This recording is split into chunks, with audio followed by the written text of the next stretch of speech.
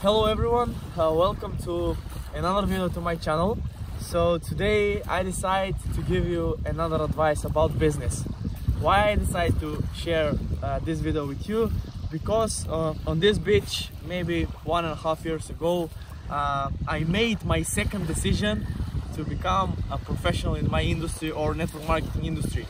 So when you're starting a business, you made one decision when you're starting a business, but the second decision comes when you decide to give 100% full focus all the time and become a professional.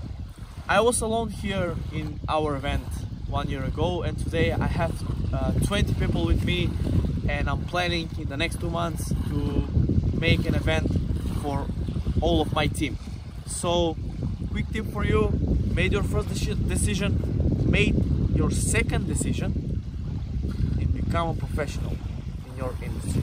That's it for today. Hit the like button, hit the subscribe button, and see you in the next video. All the best.